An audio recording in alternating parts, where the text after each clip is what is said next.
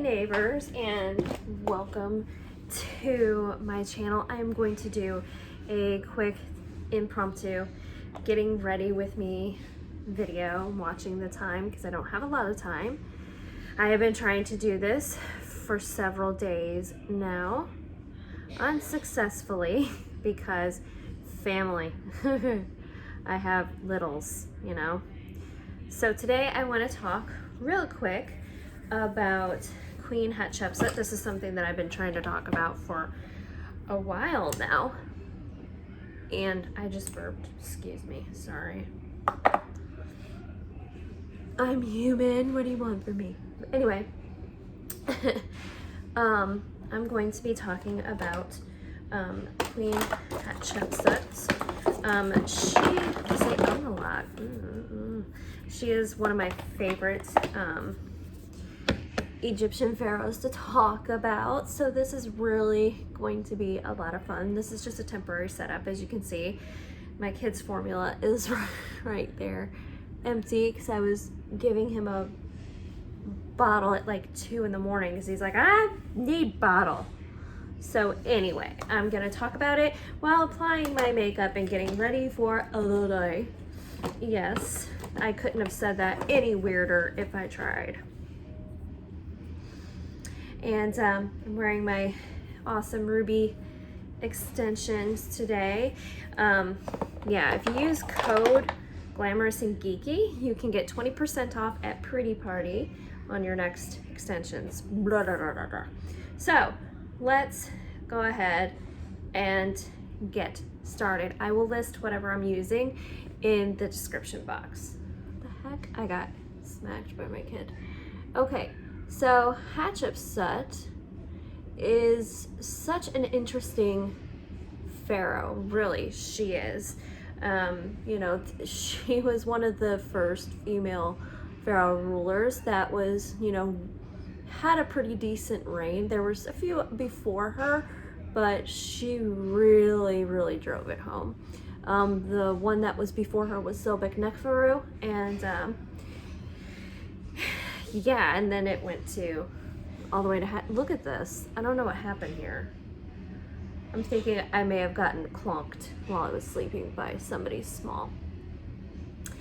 Anyway, so her name, Hatshepsut, means foremost of noble ladies.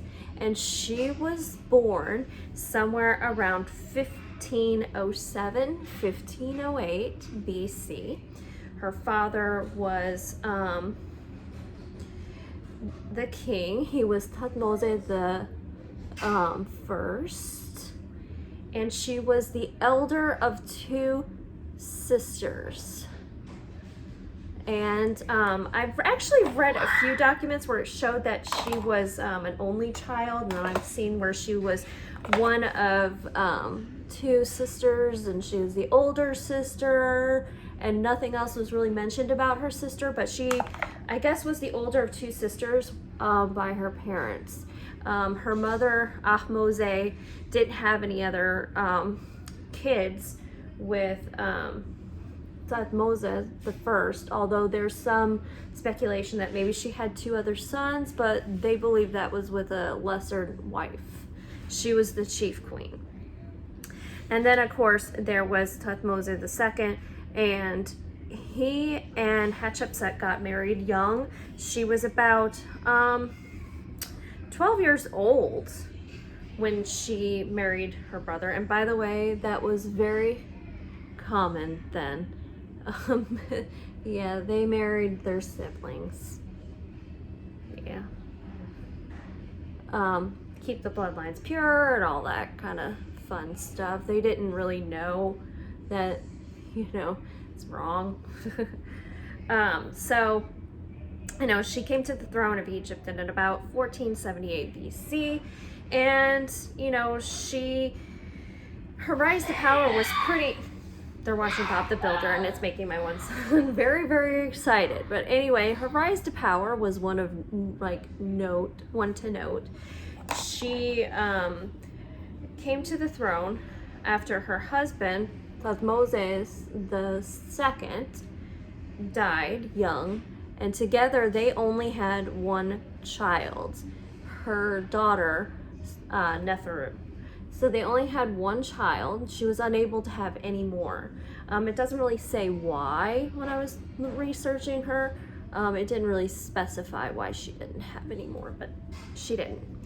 And in 1478, that's when she came to the throne, and it was as a co-regent. At that time, she was not pharaoh, she was just co-regent. She really understood politics, she really understood religion, so that's how she was able to really push to being the co-regent. So basically, she would act on Thutmose II's behalf, or third's behalf, because she could, and she was very smart about it.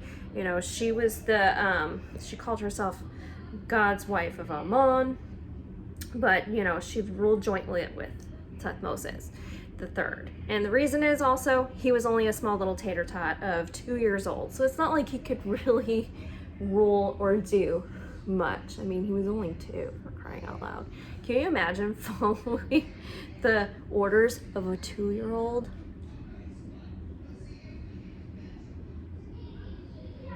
That is my life. Holy crap. Anyway, Mama, I put change my dining. Anyway, so she reigned jointly with him for about 7 years as co-regent. She, you know, used the fact that she was, you know, a chief advisor for, you know, she held a very high position under her father's reign. And, you know, she ruled longer than any other female ruler. She was really good at what she did.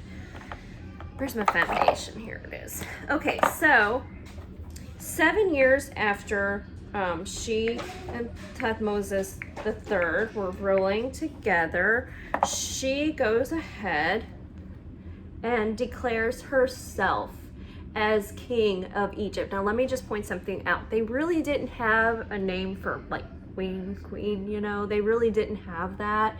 So for the longest time, any female ruler was basically called king, but she called herself pharaoh. And when she rose to power, she used her birthright and her father's lineage to basically bolster the fact that she was destined to rule. She put words in her dead father's mouth, like, this is my daughter Hatshepsut, you will listen to her as if you were listening to me, and that kind of diddly-do. So that's what she did, and she would spend pretty much her entire reign legitimizing it, reminding people, look, my father was Thutmose I. I come from a long line of pharaohs. I was also the wife and sister of the last king. So you're gonna have to listen to what I have to say, and you're gonna do what I'm telling you. She was also a warrior. She led several raids during her reign, you know, but she was for the most part pretty peaceful, especially when she went to the land of Punt. She sent about 30 dignitaries to the land of Punt, where they brought back a lot of stuff. Trees, which one of the trees is outside of Del El Bahri, her mortuary temple. And they brought back incense, frankincense, which was very important to Hatshepsut because she was one of the first people to crush up charred frankincense and turn it into eyeliner. She loved it. But, you know, like I said, she would spend, I'm jumping around because I'm trying to keep an eye on the time too. We have appointments this morning. So she would have herself depicted as a man. And she wasn't the first one to do this. I believe Sobek Neferu also did that, and that's where she got the idea. Okay, look, I need to make people, you know, a little bit more comfortable with the idea of having a lady pharaoh. So I'm going to have myself depicted in some images as a man. So, you know, some of it also was mostly based because of religious reasons. Like when you see her dressed as Osiris, it's mostly for religious reasons that it's like that. Like that people were arguing that she had her arms over her breasts and kind of not conspicuous, but if you look at other Egyptian goddesses, they don't have pronounced chest area. It's all kind of flat. Hi. So, Hatshepsut also had statues where she was wearing, you know, the traditional royal clothes and traditional Egyptian wear for a queen. She thought she was the most beautiful woman in the world. No, don't do that. Don't do that. Don't do that. That's very loud. Mommy's trying to do a thing. And so she thought she was the most beautiful woman in the world. And that, don't do that right there. And so she would comment on that, I guess, a lot.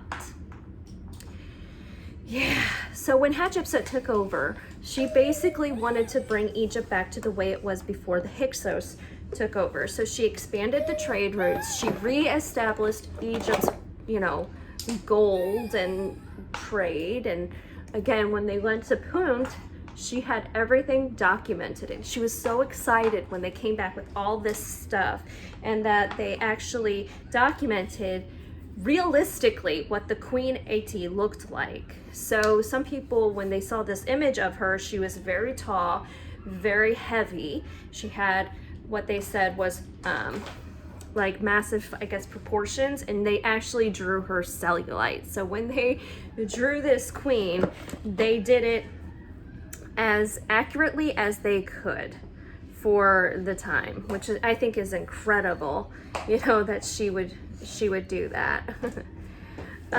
You know, I'm looking at something real quick. He just ran off with my brushes. Okay. But I mean, for someone who has like a 21 to 22 year reign, she did a lot. She redid some of the temples at Karnak. She renovated them. She brought them back up to their glory days. She also made new buildings like the obelisks, new temples, which a lot of pharaohs did. They did a lot of building, but Hatshepsut really went to town on building stuff. Like, she's like, I'm gonna make as much crap as I can because I'm the king and I can do what I like, and it needs to be done. So she did. So she would do a lot of rebuilding, which is pretty cool that she did that. She restored things, and you know, you have to admire her for that.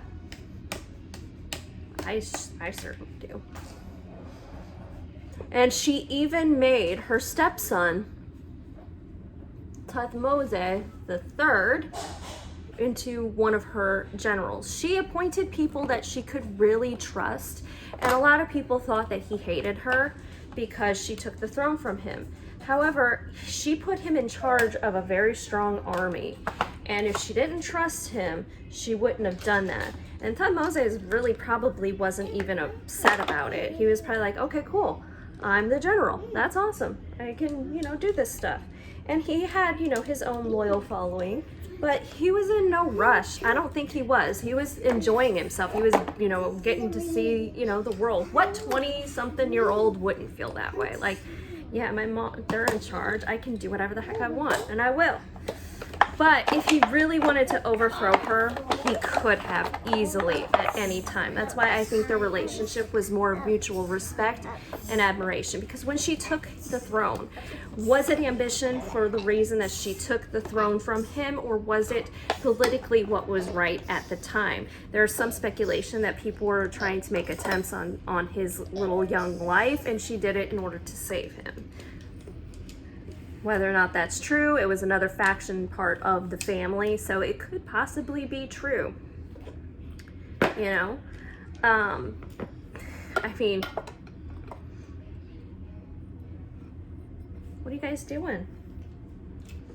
But anyway, so she did a lot for Egypt, and under her reign was a lot of wealth and prosperity and all that building, and she had the obelisks made, and then her mortuary temple, and then she died. It was the 22nd year, would be the 22nd year of her reign, and she died somewhere around in January. And you know, January of 1458 BC, in the 18th dynasty. And she was buried in the Valley of the Kings. Her father was put back into her tomb. She made, what are you guys doing? Okay, there's my contour brush. Hopefully it had nothing on it.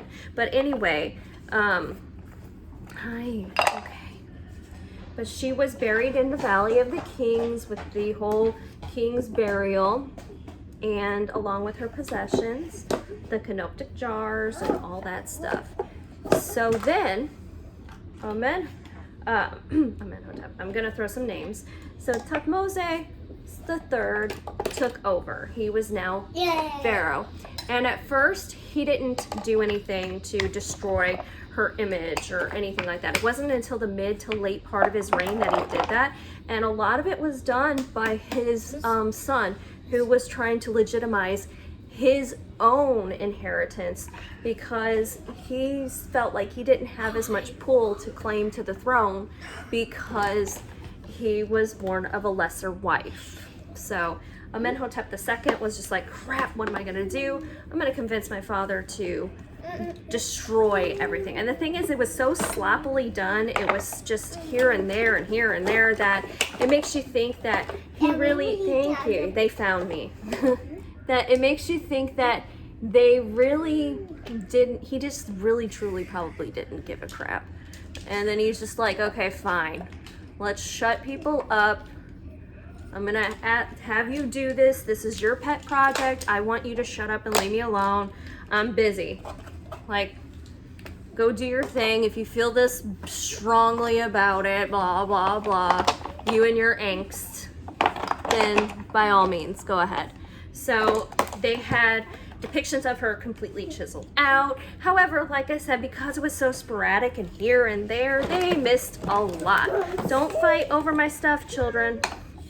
They missed a lot of her stuff, and now I have to dig for all my things because my children, hold on. Hi, I'm back. They took a lot of my stuff. Hi, I'm back. Okay, so neighbors, yeah, thank you for saying welcome back.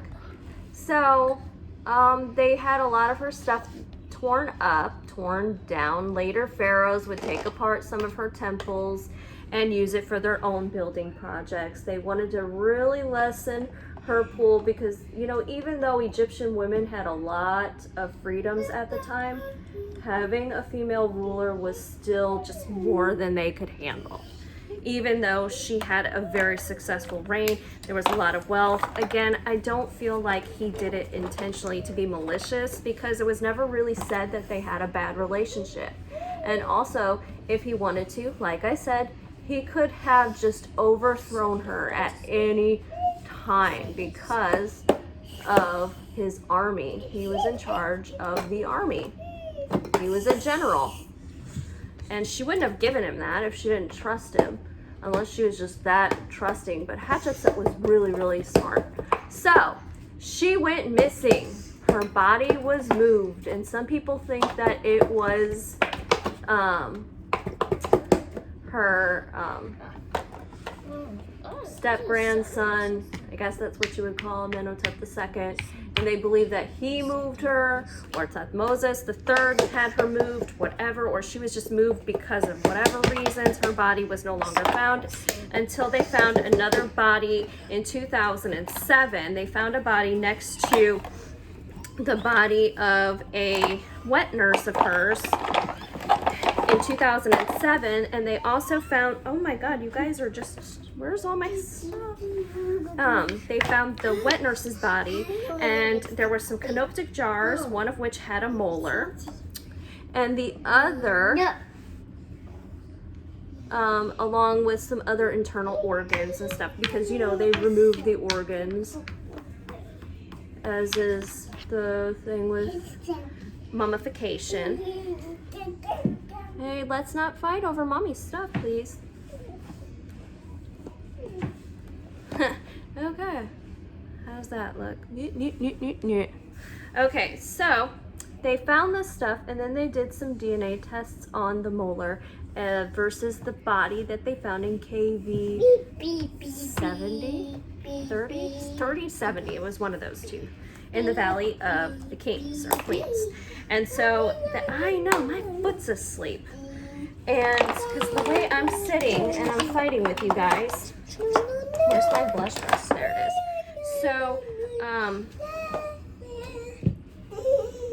So they did some DNA tests on the molar, and they found out that it belonged to the body that was in that tomb. So because it was in Hatshepsut's jar, they said, this is her. We found her. We found Hatshepsut. So after being lost in antiquity for thousands of years, and people had been trying to find her, you know, Howard Carter tried to find her. A lot of people tried to find her. Even in 2005, they tried to find her. And it wasn't until 2007 that they were able to locate her body due to modern technology. And there's still some Egyptologists who argue that it's not her, but there she is in the Cairo Museum. And my foot is really asleep. I can't feel it. This is what happens when you sit really funny. So they also found out how she died because of these tests that they ran on her body and this tooth and stuff. She died of bone cancer. She was 50 years old, first of all, and she died of bone cancer. It had spread throughout her body. She inadvertently poisoned herself too because her family was known to suffer from a skin condition. And so she was suffering from this skin condition that was plaguing her family. And she was using a carcinogenic, yeah, I know, Widow, a carcinogenic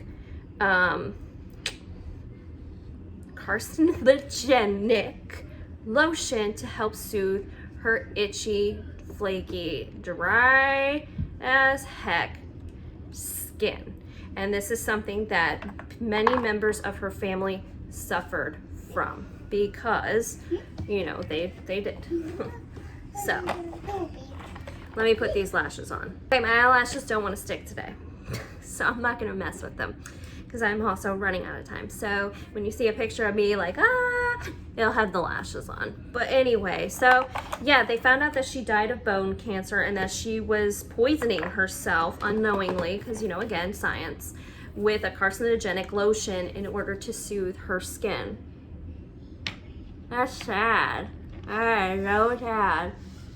So she must have been in some immense pain. She also had really, really bad dental hygiene. Like, her teeth were bad. I mean, there was another queen who had really bad teeth, Elizabeth. She had bad teeth. Like, it was said that her teeth were black because she loved sugar. But Hatshepsut's teeth were really bad, and so they're like, man, she must have been in some pain when she died. You know, they didn't know any of this kind of stuff, so it's, you know, hard. But, you know, if you want to see anything of Hatshepsut, you can go to the Met Museum, and they have a whole section of stuff just devoted to Hatshepsut. It's so, I've seen it. It's worth seeing. She, you know, she really was a beautiful woman, and she was very smart, and she played the game, and she played it well. And it really wouldn't be until Cleopatra's time that a female pharaoh would rule longer than 3 years or less. I mean, there were other queens too, but none of them were on the scale of Hatshepsut. I mean, Sobek-Neferu was pretty strong, and then there was Mose and Kamos's mother, and she was a warrior queen. She was like, I'm gonna kick your butt. But she wasn't pharaoh. When it comes to pharaoh, no one can beat Hatshepsut. No one. And she is just a legendary woman and creator of eyeliner. I think we can all give her thanks for that. Thank you. Thank you for showing us the way of eyeliner, and really watch what you put on your skin. So thank you so much for watching. Be sure to like and subscribe if you want to watch history and makeup. Be sure to like and subscribe. And next week, we're going to dive into the Salem witch trials. I'm very excited about this one. Oh, there's a lot. But thank you so much for bearing with me and whatever the heck this is. Maybe next time I'll get like a backdrop to hide it, because this is all I've got. So anyway, thank you so much for watching. I appreciate all of you, and thank you so much for being my neighbor.